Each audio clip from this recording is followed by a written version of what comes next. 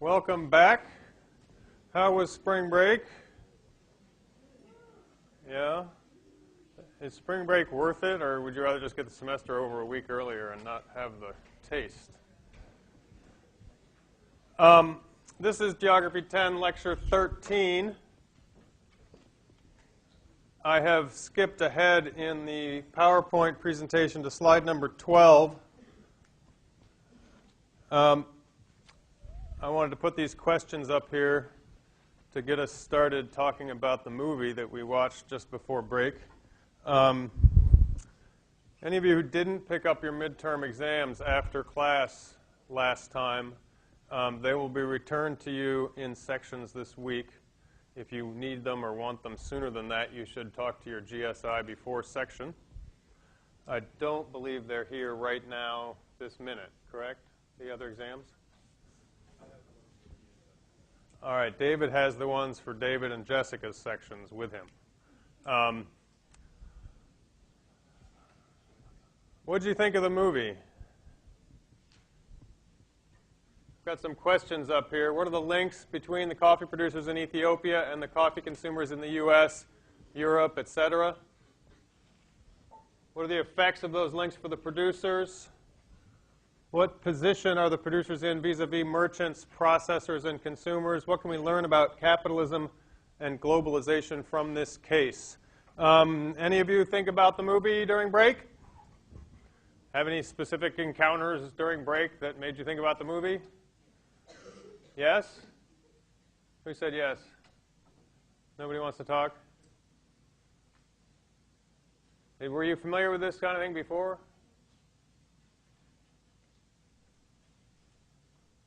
Sort of? Did it make you feel differently about the next latte? Your next latte? All right, well, obviously you aren't going to talk to me, so I'm going to ask you to talk to your neighbors. I'm going to give you about 5 minutes, because this is all part of like remembering what it is to be in class again after a week away, and perhaps trying to remember the movie after whatever it's been now, 12 days or something since we watched it, and remembering how to talk, which apparently has been lost on, at least for some of you in this context, over the break. So for 5 minutes, I'd like you to talk to 3 or 4 people in your neighborhood right there, your vicinity around your seat, and try to remember what was in the movie and try to think of some answers to these questions. And hopefully that will get our blood flowing and our brains working again after what I'm sure was a highly edifying spring break. Okay? All right, go.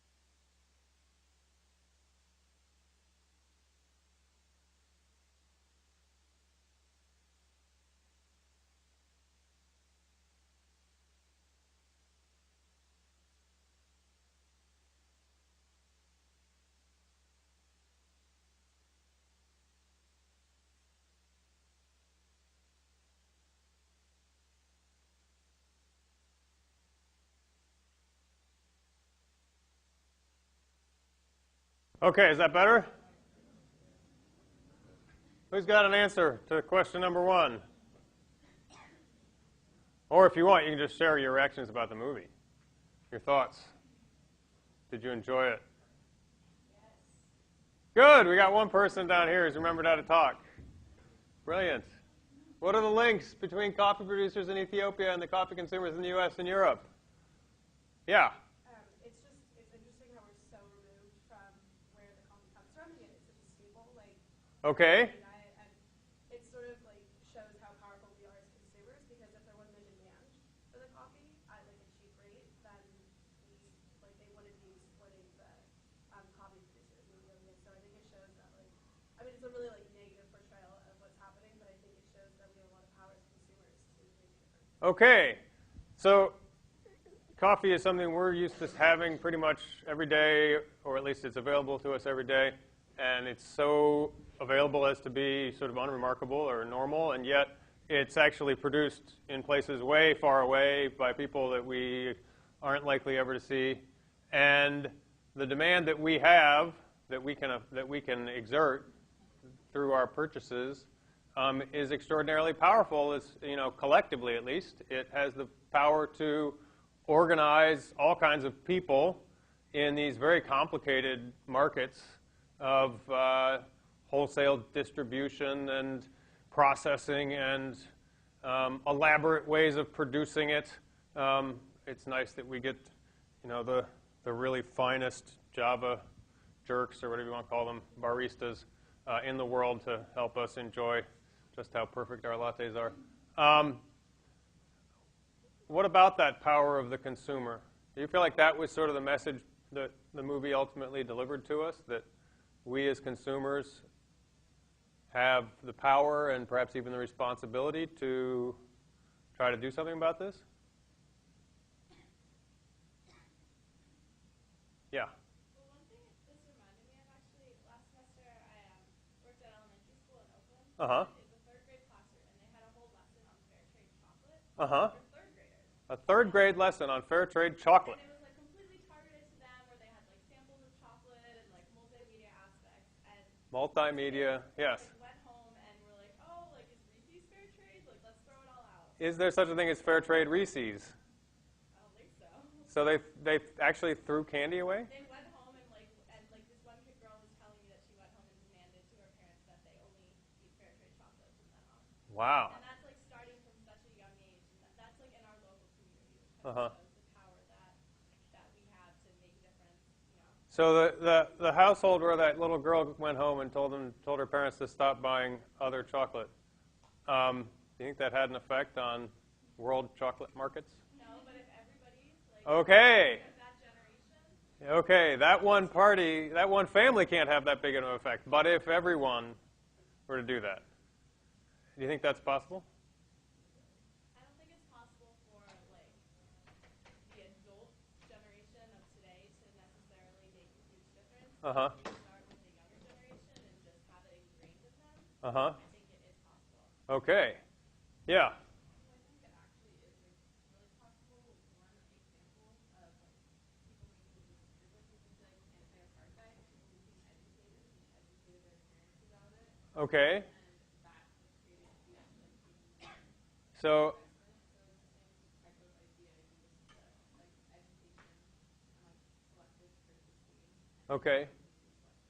That's an interesting parallel to draw between this, the third grade classroom in Oakland, and anti-apartheid mobilizations in the 80s and 90s. I can think of one important difference in the sense that the anti-apartheid movement did not ask just individual consumers to boycott products from South Africa. It actually asked and demanded governments and institutional investors not to invest in South Africa. It actually spoke to a level of organization that's considerably higher than individual consumers making purchasing decisions, right? They actually managed to get entire governments and large investment firms to divest. I mean, that was yeah. So a lot of it started with people boycotting pineapples from South Africa. Okay. Yeah. It required a lot of consciousness raising among ordinary people. Yeah? I don't think it's possible because there's always going to be someone who just wants a cheap product somehow. They don't really understand or care where it's coming from. Okay, you don't think it's possible because there's always going to be some people who are going to respond more just to the cheapest prices, and they're not necessarily going to be willing to pay more for something like fair trade or something that's somehow done differently. Any other thoughts about that? Yeah.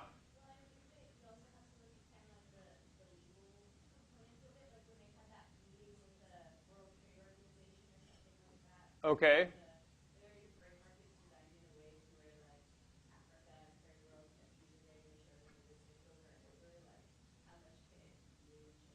Okay, so the links, getting to this question here, the links are very complicated. The links, obviously, it's easy for us to say, okay, well, this is coffee, and somebody grew it, and now I'm drinking it, so there's a link there.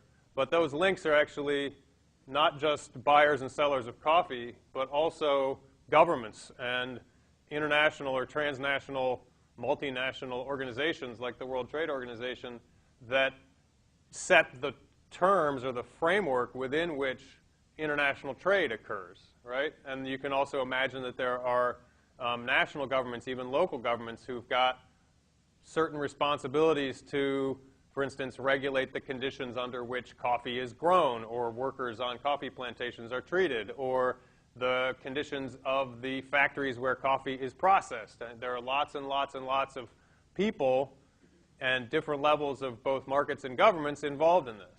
And we're going to look in a moment a little bit further at this in the case of coffee. There's a long history there of complex efforts to alter, manage that network or framework of both government and market exchange in such a way as to try to manage, ameliorate, stabilize swings in the coffee market. So we'll talk about that in a moment. Any other thoughts? Yeah. Well, there's also the issue about choice. Like at Berkeley, I think a bunch of years ago when they made a decision to have only fair trade coffee. I think it was like in the city. Uh-huh. And there was actually like this huge almost protest movement that started up where a lot of people were like, we should have the choice to be able to choose whether we want to buy cheaper coffee or, pay a little bit more for fair trade. So, that was the decision, like whether it's fair to tell people that you have to spend more money on this or you can have the cheaper alternative. So it's about like I think it's about raising awareness so people know what the consequences are. Would it be fair for the city of Berkeley to ban non-fair trade coffee from the city of Berkeley, or would that be unfairly imposing on or constraining the choice, the freedom of choice of people buying coffee who might feel like it's entirely their prerogative to buy, what do you call non-fair trade coffee? Cheap. Unfair coffee? Unfair trade coffee? Maybe calling it unfair coffee would make a difference. Unfair cheap coffee. I'd like an unfair cheap latte, please.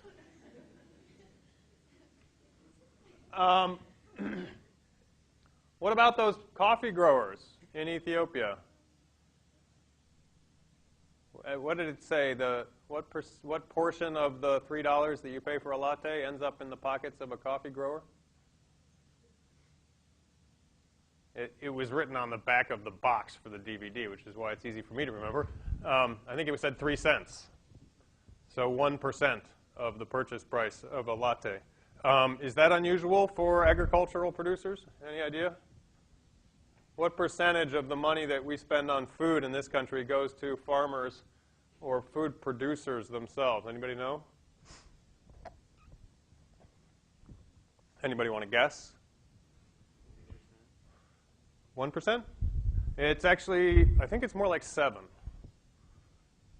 I think 30 years ago or something, it was closer to 15%.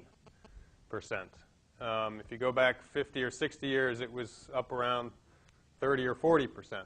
It's down to depending on the sector and depending on what exactly you're talking about as far as which kinds of food, it's somewhere in the ballpark of 7, 8, 9, 10%, something like that. Does that strike you as fair?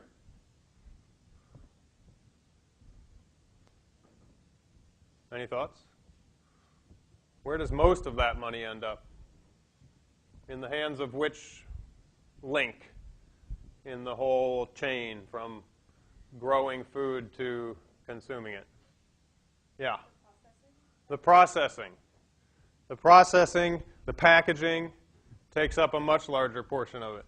And then there's, of course, just markups along the way for middlemen. But the processing is the biggest part now. All right, should we, any other thoughts about the movie? We are going to talk more about coffee here, and then we're going to talk about capitalism. Let me go back to the first slide here. We're going to talk about speculation. We've already sort of talked about the movie, but I will come back to coffee for a moment. And then we're going to take up this question, what is capitalism, which we began 2 weeks ago in the first lecture about Weber. But this time we're going to talk about it.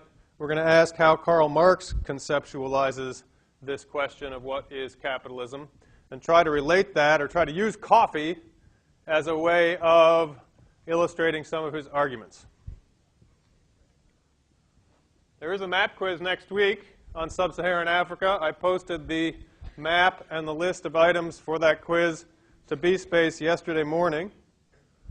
The readings for today are the sections from Marx that are in your reader. For Thursday, I'd like you to read George Orwell's famous essay, Shooting an Elephant, a short and I think very engaging reading.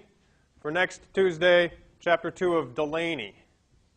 And also, along the way, pages 42 to 69 in the Atlas. Are there any questions about that? Okay. Just to recapitulate quickly from Weber, describing the evolution of capitalism, or these stages, what he took to be the necessary components in the emergence of capitalism. He defines it, as we said before, as the production of goods, the provision of goods through industrial, rational means for sale. So the commercialization of the production and provision of goods, and the industrialization as well, but that it emerges from mercantilism. We've talked about this already from Bernstein. He emphasizes the necessity of there being paper representations of ownership in enterprise. So stocks, for example, bonds, ways of trading those shares of ownership. It also extends to paper representations of rights to income. So state bonds, not just corporate bonds. Mortgage indebtedness. The mortgage crisis recently is a nice example of these coming together. In other words, you can actually, in capitalism, and Weber thinks this is very important, you can sell claims to future revenue streams. That's what a state bond is. You are giving the state some money, and they are in turn promising not only to give you back that money at a point in time, but to pay interest, to give you an increment above and beyond what you give the state. And that is essentially a claim on the future revenue stream of the state, which it can back by the power of taxation. Weber notes that these paper representations of ownership were actually initiated by states and municipalities. They did not come first in the form of bonds, or rather stocks, in private enterprise. They initiated as state or public mechanisms for sort of smoothing out revenue streams. If you only collect taxes once a year, this was a way to continue to draw in revenue continuously over the course of the year, which you could eventually pay off at that moment when you collected taxes. It was a very efficient way of consolidating, amassing large amounts of money into chunks big enough to enable you to undertake various kinds of things.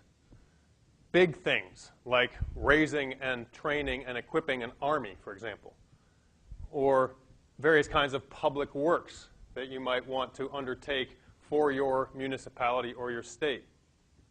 So eventually, this morphed into things like the East India Company, state-backed commercial enterprises in which private capital was brought into large enough pieces to undertake large-scale commercial endeavors. For Weber, this is sort of a description of the historical preconditions necessary to the emergence of capitalism. One of the things he says in the selection that I asked you to read was that you can't have this without also having speculation. And I mentioned this at the end of the last lecture.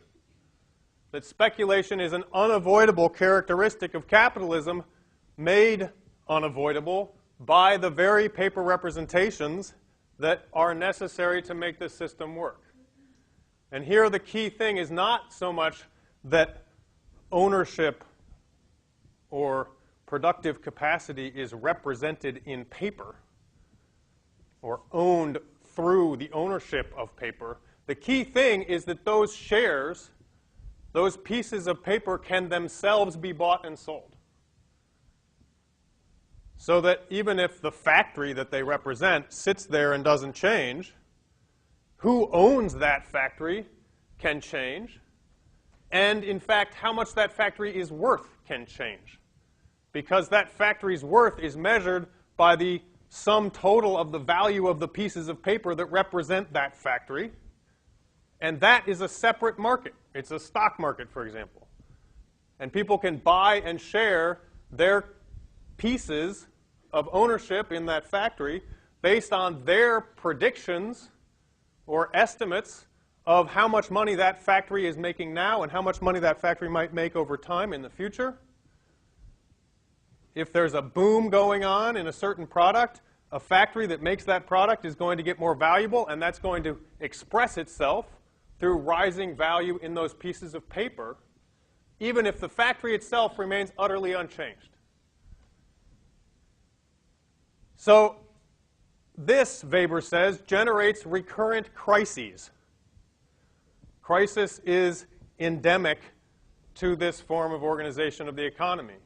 And it comes in two forms, this speculative tendency. It can come in both an irrational form, which we are all painfully familiar with from the past couple of years, right here. These are bubbles. These are situations in which people start paying more and more for those shares of that factory just because everyone else is buying them and getting excited about them and is willing to pay more and more for them. The price is going up, and it seems like, why not buy more even if the price is getting pretty high? Because it seems like it's just going to keep going up. And you can buy it right now and wait a month, and it'll go up, and sell it, and you will have made a profit, and you'll be out of that market at that point. You will have just made your profit and walked away. And if everybody starts thinking this way, you get this positive feedback, this irrational exuberance, as Alan Greenspan called it famously. What was that now, 5 years ago? And those are the kinds of bubbles that can collapse simply because they are irrational. But Weber is careful to point out that there are also perfectly rational crises of speculation. You can get a case in which it's actually the case that there is a growing demand for a product. And everybody who's interested in possibly taking advantage of that growing demand makes a decision to invest in new factories to build that thing. But if everybody does it, the number of factories that get built will in fact exceed the growing demand for the product. And you will find yourselves, after a period of time, with too much of that thing, more of that thing than there is demand for, even though demand has increased. And this is essentially not so much a bubble, it's simply rational decision-making at the individual level, which has the collective effect of resulting in overproduction. and collapsing prices.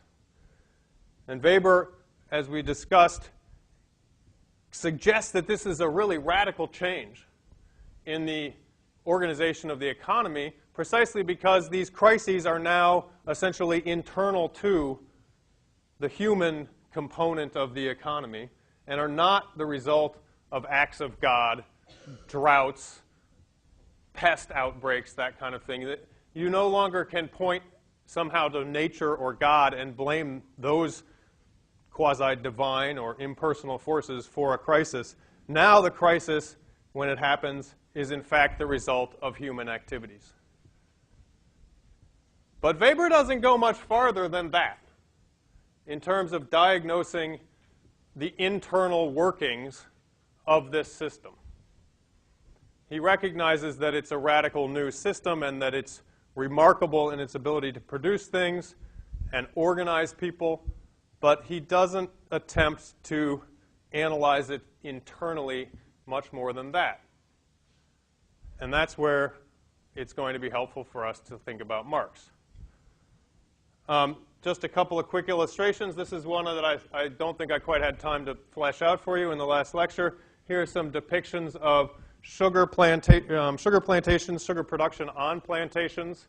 I discussed the idea that the factories or the processing facilities on these plantations were sort of early examples of industrialism that originated not in the United Kingdom, but in the colonies.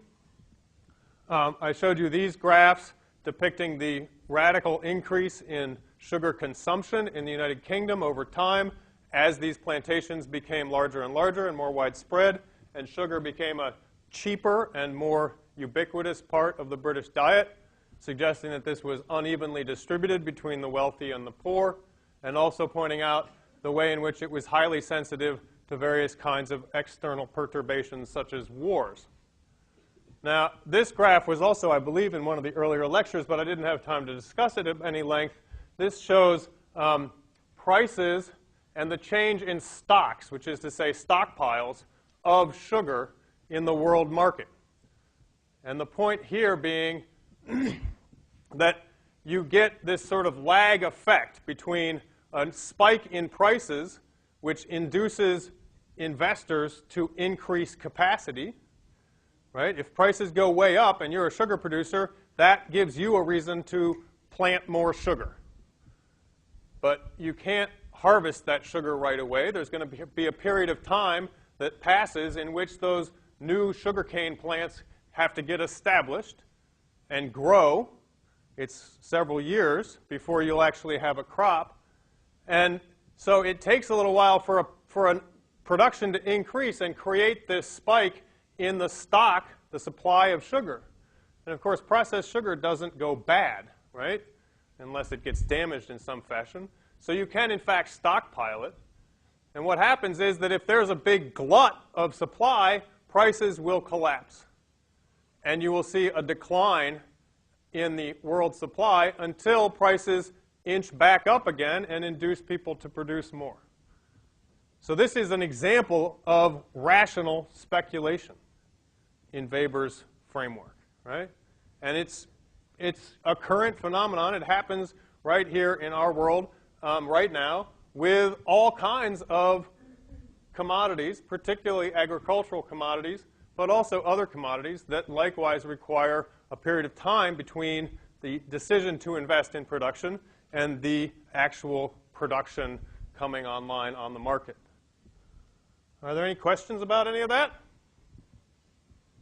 So now let's think about coffee in more detail. These are words from the website of the International Coffee Organization, which I found interesting because it provides some interesting background, historical background, with which to think about the movie Black Gold. It says, coffee is a tree crop which became an important commodity in international trade during the 19th century. Since then, it has suffered from long periods of oversupply and low prices, followed by relatively brief periods of short supply and high prices. So the same exact dynamic that we were talking about a moment ago with respect to sugar. In more recent times, during the period of severe economic depression in the 1930s and during the Second World War, from 1939 to 45, supply increased, demand fell, and prices were low. In the immediate post-war years, however, demand increased and supplies were inadequate to satisfy this rising demand. Between 1950 and 53, stocks reached levels below the minimum needs for normal trading purposes, a situation which was exacerbated by the outbreak of the Korean War and a serious drought in Brazil, which was followed by a frost. So in the immediate post-war period, you see this dynamic playing itself out on the global scale in such a fashion as to bring normal trading to a standstill. There was simply not enough coffee. Prices rose to unprecedented heights in 1953. This gave rise to a substantial increase in planting throughout the world, and overproduction followed. Stocks increased, and in the second half of the 1950s and early 1960s, prices fell drastically. This led to an intergovernmental initiative to attempt to stabilize the market and to halt the fall in prices, which had had serious economic and political consequences for a large number of coffee-producing countries in Latin America and Africa. So you can imagine this swing back and forth, particularly pronounced in third world countries, in which very high prices for coffee induce large-scale investments in production, followed by the discovery that prices have fallen off the table and you can't, in fact, make money harvesting these crops. And this can create economic and political consequences. This was the Cold War. You don't want lots of people in poor countries getting restive if you're the United States in the Cold War, because you worry that this will, in fact, be taken advantage of by socialist or communist interests, right? So what you see for much of the sort of middle to late period of the 20th century was an effort to contend with this through international agreements.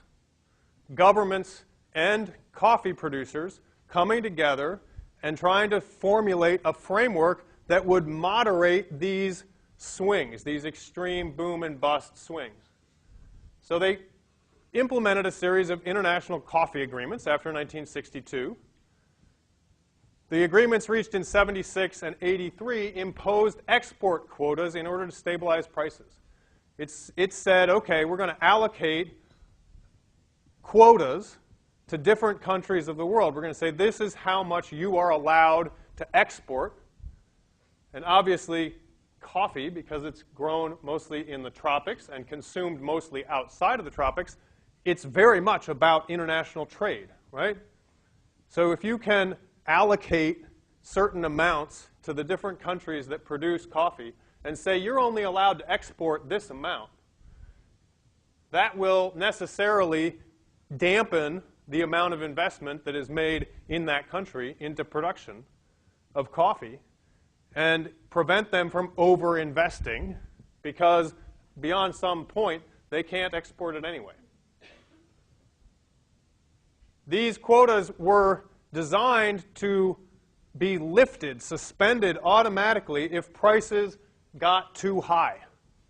If the international price of coffee rose too far, then the quotas were suspended and every country was allowed to essentially export more to try to bring prices down by increasing supply in international markets.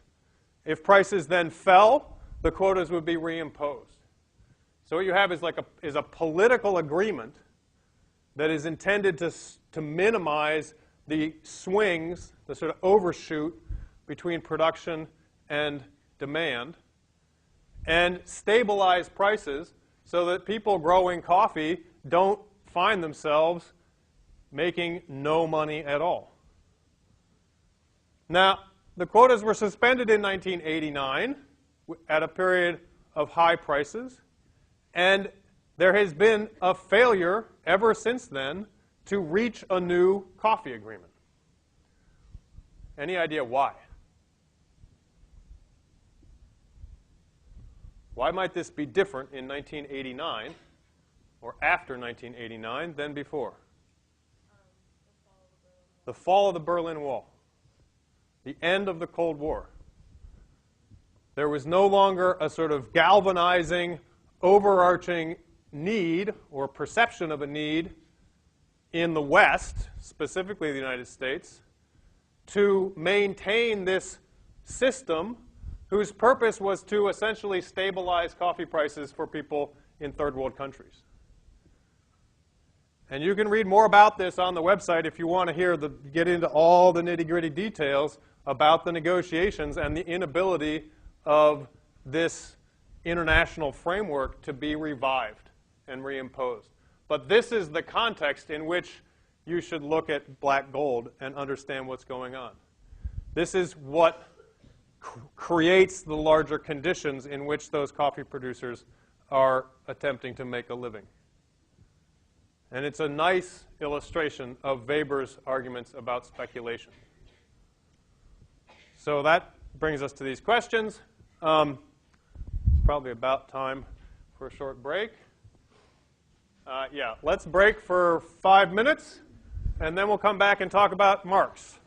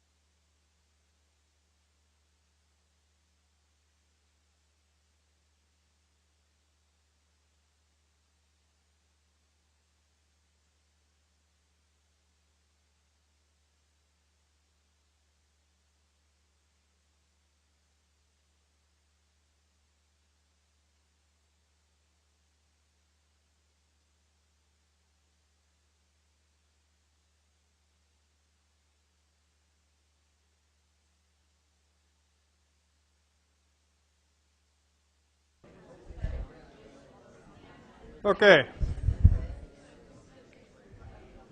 So, let's talk about Marx. A little background. He was born and educated in Germany. He earned a PhD in philosophy. His dissertation was about actually ancient Greek philosophers. He was briefly a journalist, and he continued for the rest of his life to write for popular audiences. You may not have felt this way when you were reading that selection from Capital, but he actually intended it to be entirely comprehensible to non-academics, non-scholars. He wanted it to be comprehensible to the working class. He was persecuted first in Germany, which caused him to move to Paris. He was persecuted in Paris, so he moved to Brussels. He was persecuted in Brussels, so he moved to London, and he spent the rest of his life in London. He was attempting, in his writings, to synthesize philosophy and political economy. Comprising, well, both what we think of as economics and what we think of today as political science, and actually more than just the sum of those two. He starts his analysis in Capital. He suggests that the place to look to understand capitalism is the commodity. And we're going to talk about the commodity. The circulation of commodities is the starting point of capital. The production of commodities and their circulation in its developed form, namely trade, form the historic presuppositions under which capital arises. World trade and the world market date from the 16th century, and from then on the modern history of capital starts to unfold. This isn't to say that he would dispute Weber's contention that industrial capitalism dates from closer to 1800, but he believes that the dynamics that gave rise to capitalism grew out of world trade beginning earlier in the 16th century. And in this respect, he's looking back to mercantilism and early colonialism and looking at the ways in which they made possible the emergence of this thing called capital.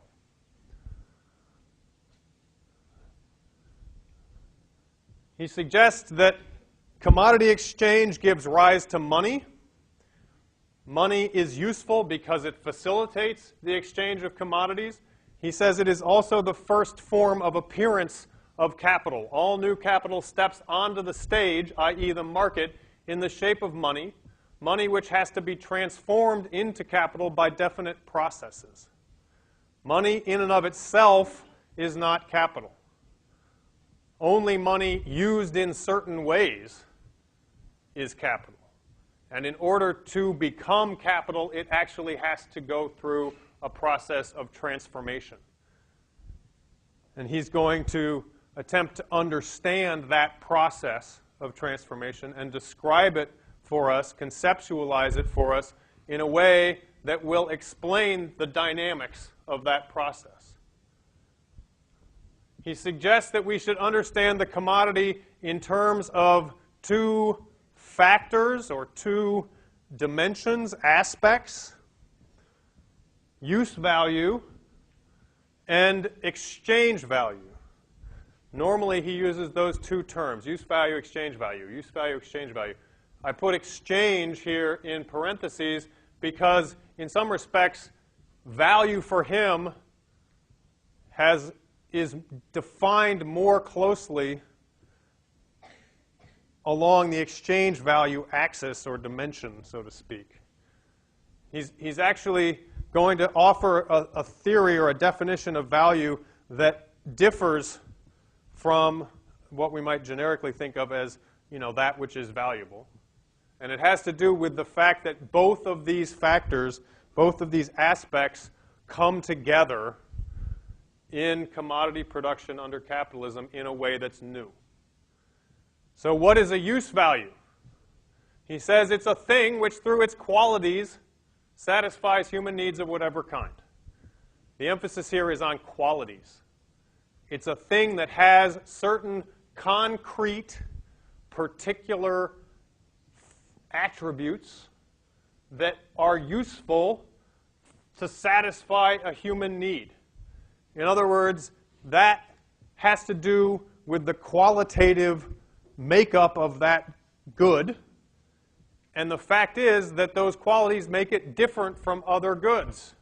Here we have 4 potential commodities.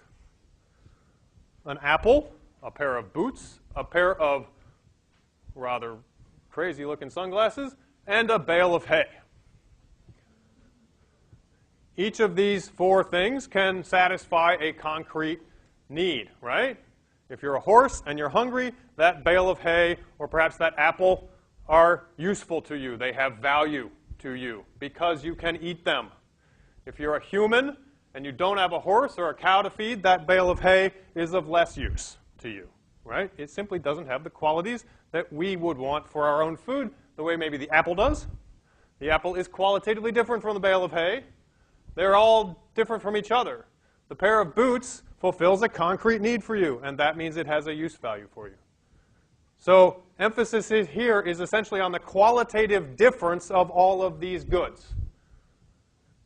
Those differences are what make each of these things useful, but only to particular people in particular circumstances. Now, does that sound pedestrian enough for you? Does that all make sense? Don't get too excited. All right, I'm not even getting a smile for this. All right, never mind. He says, use values constitute the material content of wealth, whatever its social form may be. But in capitalist society, they are also the material bearers of exchange value. So use value is sort of universal, right? It exists in all societies. No matter what a given society thinks wealth is or how it embodies wealth, use values are still there as the material content of that wealth. However, in a capitalist society, they also simultaneously somehow carry exchange values, which are quantitative, not qualitative, expressions of relative worth in which different objects are not different, but commensurable. They are abstractions from use value. So suddenly, you imagine a society in which if you have apples, more than you need, you can sell them and use them to buy a pair of sunglasses. Use that money that you get for those apples. You can turn that apple into sunglasses or into hay or into boots. All of these things are essentially somehow commensurable. And the reason that they're commensurable, or the thing that makes it possible for them to be commensurable, is the fact that they all have exchange value. As use values, commodities differ above all in quality, while as exchange values, they can only differ in quantity. The exchange value of this apple and the exchange value of those sunglasses, they may not be worth the same amount. They may have different prices, but the difference in the prices is purely quantitative. You could say it takes 2 apples to buy a pair of sunglasses. Or if they're really expensive sunglasses, it might take 200 apples to buy a pair of sunglasses, but the difference is purely quantitative. He says, therefore, exchange values, commodities in the sense that they have exchange values, do not contain an atom of use value. That may sound odd, but he's suggesting that there are radical differences between these 2 faces of value.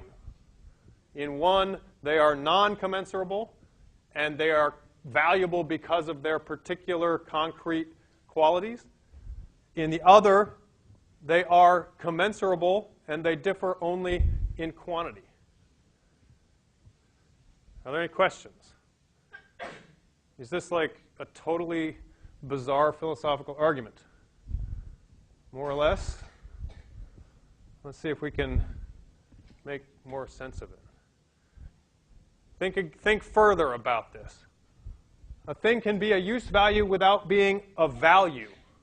And here he means value in that sense that I put parentheses around exchange. A thing can be useful to us, like air to breathe or water to drink, even though you don't buy and sell it.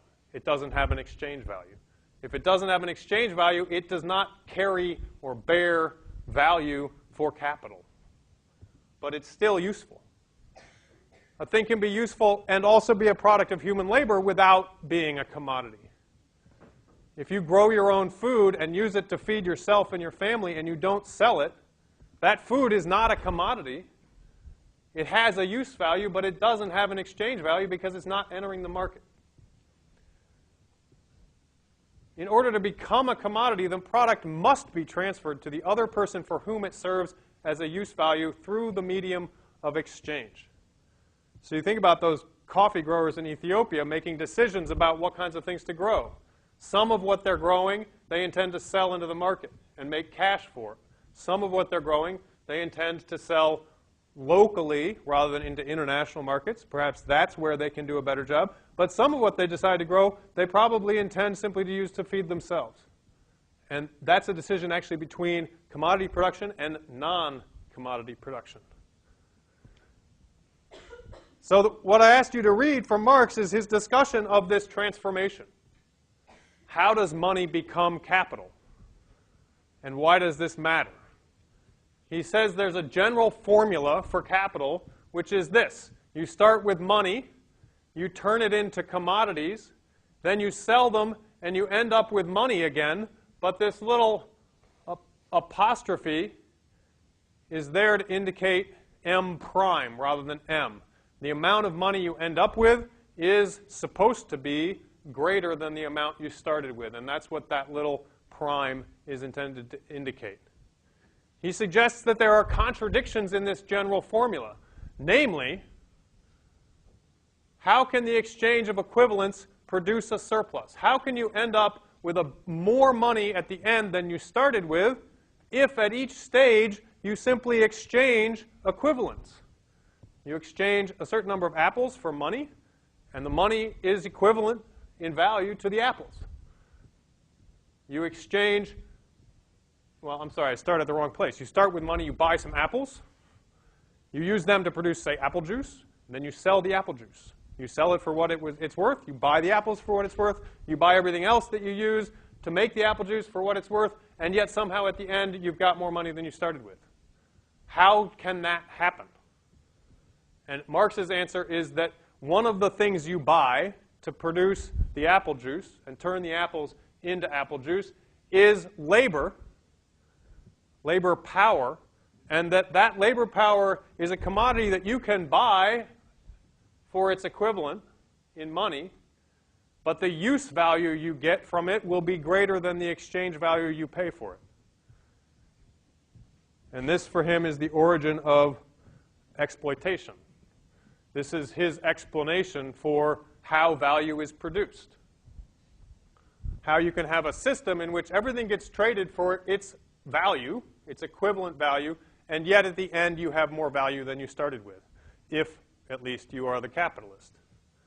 So let's look at this general formula. And by the way, if you have any questions, raise your hands. I realize that this is somewhat arcane, or can be. Let's contrast these two circuits. There is a direct form of circulation of commodities, he says, which is CMC, in which you start with a commodity, you sell it to get money, and you use that money to buy something else. So you start with the apples, and you sell the apples, and then you use the money to buy sunglasses. That's the direct form, selling in order to buy. The alternate form starts with money.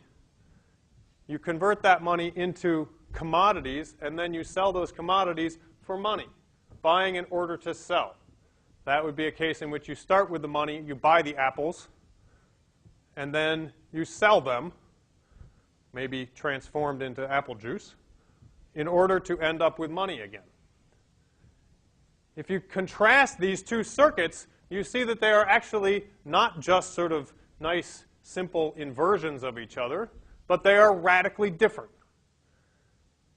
In the case of CMC, the direct form, you begin with a producer who makes something like apples. You end with a consumer who consumes something like apple juice. This is barter, actually.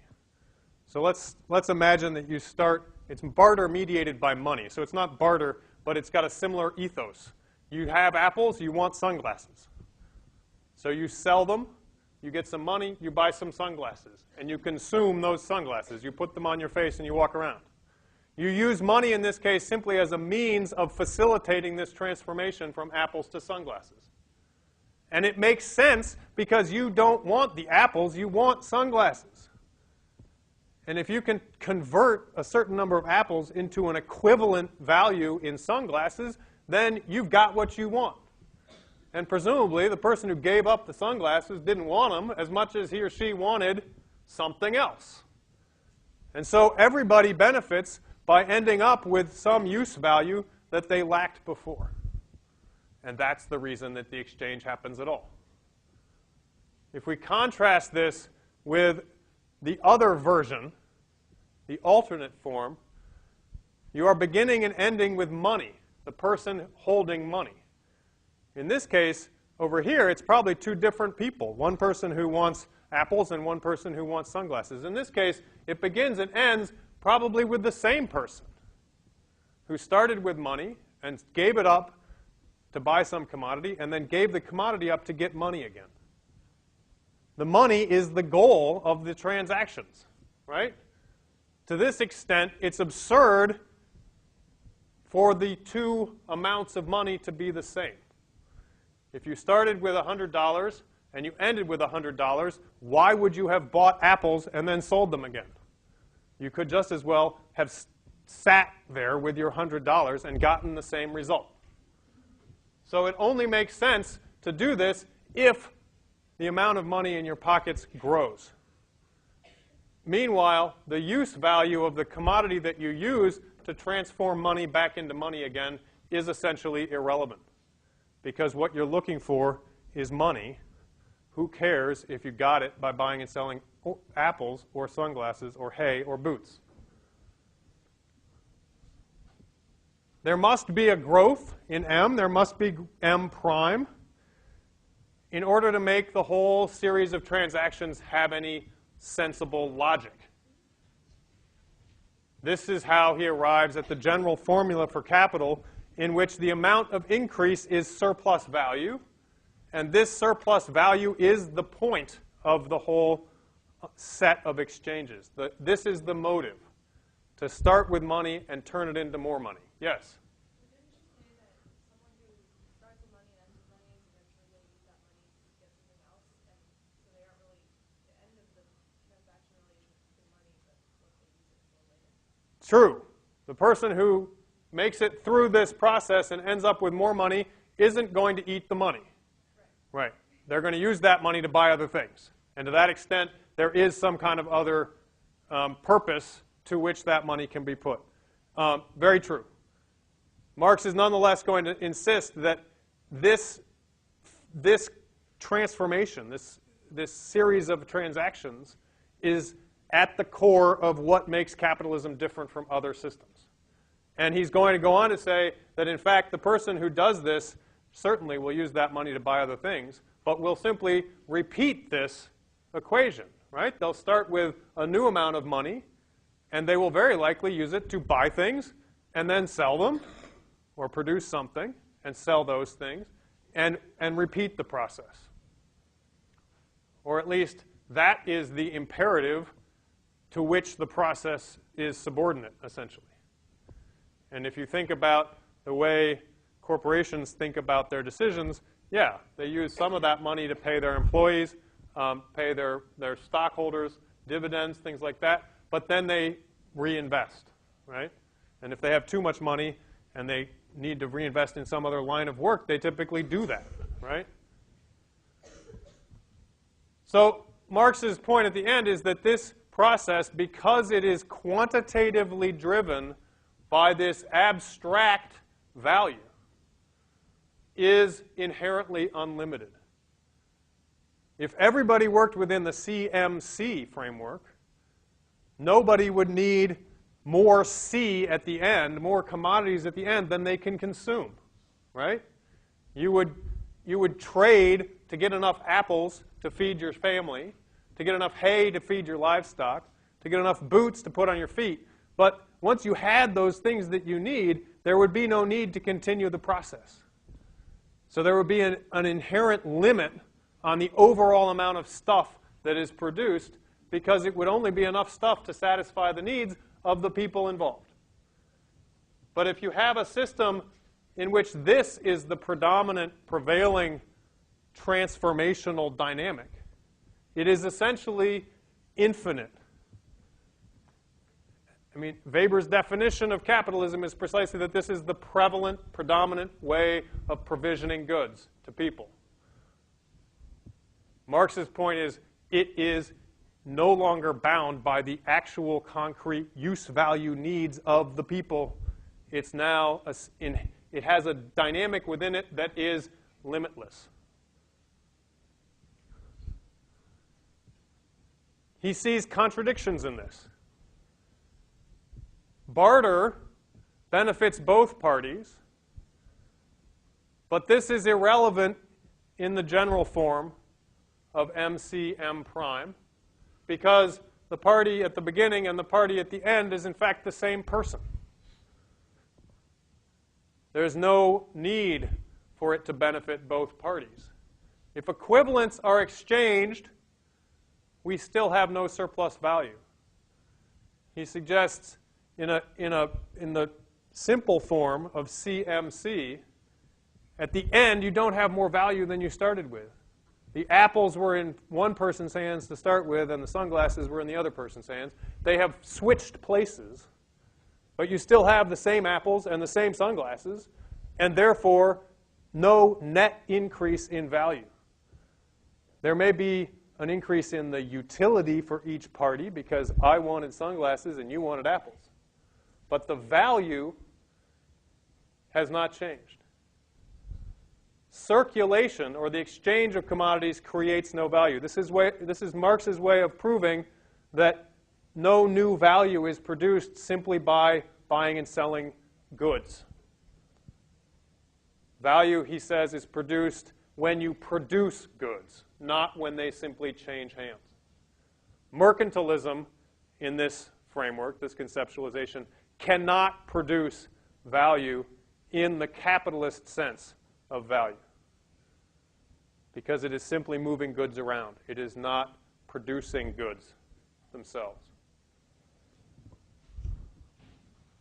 So one of the commodities that the capitalist buys when he or she converts money into commodities must be a commodity whose use value possesses the peculiar property of being a source of value. This commodity, he says, is labor power, which can produce more value per unit time than what it needs for its own reproduction.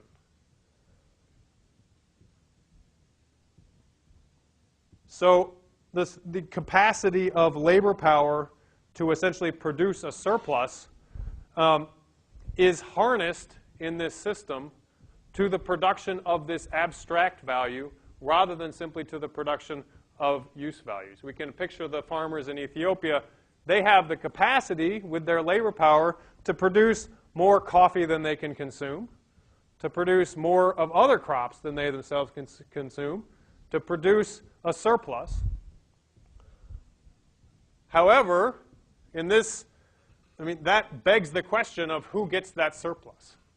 Who gets to claim that surplus and amass it? And in this framework, the international market creates circumstances in which that surplus essentially goes to somebody else. And here we might pause and think about, the Ethiopian coffee that's at issue in the movie stands out among the world's coffees, right, as being among the best, according to the experts, right? It's a very high-value coffee. You might say in that sense it's actually different from all other coffee. But of course it participates in a world market in which prices are not fragmented completely between different strains of coffee. The value of the coffee from Ethiopia on the market is affected by the value of other coffee. The general market price for coffees. There may be gradations. There may be higher quality and lower quality, a Robusta and Arabica, that kind of thing. But nonetheless, the prices are set on these global markets. And to that extent, it's precisely the equivalence of different coffee. It's the exchange value and the underlying equivalence of those coffees that makes the producers in Ethiopia, even if they own their own land and own their coffee trees, they are essentially the money that they can make from those coffee trees depends on all the other coffee trees in the world and the state of the world market for coffee beans. How many of you feel like you've got this completely sorted and cleared out and it's all clear as day to you? What are your questions?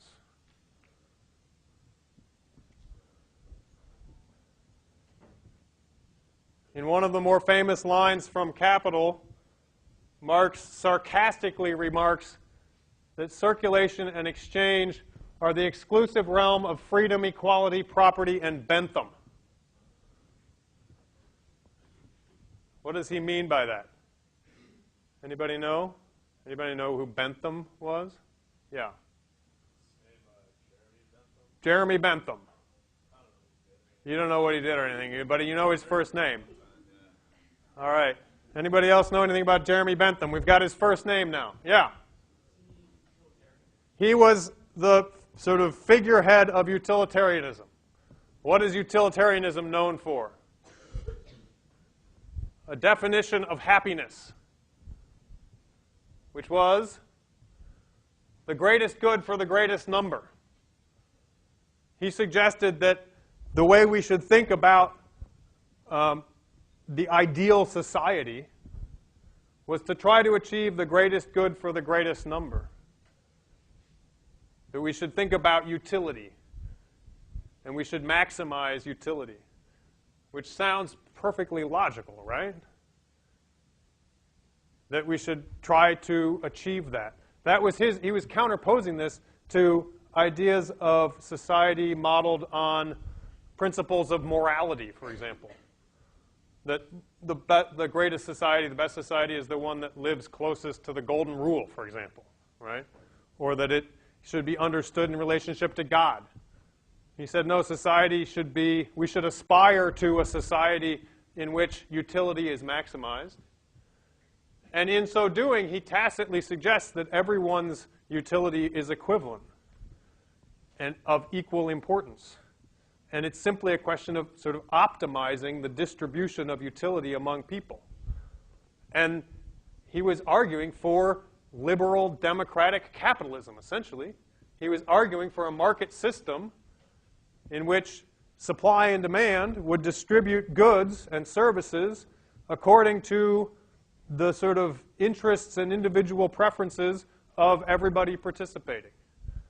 And this, he suggested, would optimize the distribution of utility and therefore thereby create the happiest possible society. And Marx is sarcastically suggesting that if you only look at the realm of exchange, the markets in which people buy and sell things, making individual decisions about whether to buy a latte or not, whether to take this job or that job or not, that in fact, yes, that's what it looks like. It looks like a world of freely deciding individuals of equal power and equal value whose utility is worked out in an optimal way by market exchange. And those exchanges are each made willingly or voluntarily, with a few, bad examples here and there, but those are anomalies. The basic framework, Marx is agreeing, the basic framework looks like one in which everyone gets what they want in exchange for what they're willing to part with for it.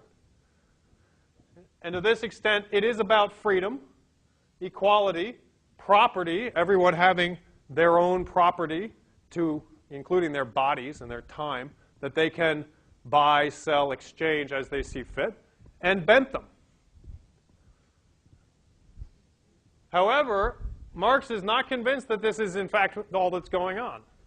Underneath this, behind this appearance of a free market that optimally distributes goods, is the production of surplus value, which happens behind closed doors. And you got to remember, he's writing in the middle of the 19th century in England, in which it's not easy to get inside a factory and look at what's going on. It's inside that factory, he suggests, where surplus value is being produced and where it is being essentially expropriated by certain people from other people. And this is when Marx launches in the book into his analysis of what goes on behind those closed doors. And you start getting very unpleasant facts about the conditions in factories in England in the 1800s, which in some respects are not unlike the kinds of things we see in these movies when we look at, say, the production of coffee today. However, there are some other things to think about. So how do we actually put this all together into something that is not just descriptive but explanatory? The amassing of surplus wealth in money form, money itself being a paper representation of value, the investment of that wealth in production rather than simply in trade. Remember, Bernstein insists that industrial capitalism differs from mercantile capitalism in the investment of surpluses in production itself. And this is where Marx's focus on production fits with Bernstein. There is a tendency in the system as a whole for the development of technologies to increase rates of production driven by competition. Innovation is a prime characteristic feature of this system. Each individual producer attempting to find more efficient ways of producing goods so that they can be produced more cheaply and you can compete more effectively in the market. The amassing of laborers in coordinated fashion in factories is part of this overriding effort to increase production. And again, this production is now not limited by the utility of individual people's needs, the things that they need for use value. It is now potentially unlimited, or it sees no inherent limit in production. And bringing large numbers of people together into factories or plantations enables economies of scale, which are among the ways to increase production and efficiency. These dynamics have got important spatial and temporal aspects or characteristic features. The overall need, motive driving innovation is to increase the rate of capital accumulation. This is Marx's argument. In other words, increase the rate at which you turn M into C and C into M prime. This can be done in a number of different ways. One of them is to make more goods per unit time. Another one is to reduce the amount of time overall, not only in the production of goods, but in the overall circulation from M to M prime. In other words, try to make the entire circuit happen more quickly, which means you also want to sell those goods as quickly as possible. You want to buy your inputs and turn them into commodities as quickly as possible. You want the shortest lag between each moment in this process. Marx at one point characterizes the dynamics of the system as a whole as the annihilation of space by time. And in this he's referring specifically to the world market and its ability to connect across space and facilitate the movement of goods and production in such a manner as to essentially annihilate the spatial distance between things. Replace a calculus of miles or distance with a calculus purely of time. Here we might think about the discussion about the melting of the Arctic sea cap, right? It would help annihilate space by time if you could ship goods through the Arctic Sea because they would get from one point to another point more quickly, and then they would be sold more quickly, and you would have less of a lag between M and M prime. So the creation of infrastructures, transportation and communication networks, to enable more rapid production, distribution, and exchange is part of this dynamic, according to Marx and more recent interpreters of Marx in geography.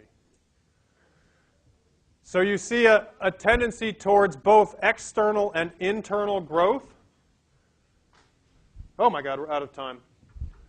How did that happen? All right, we're out of time. I will come back to this on Thursday. We will see you then.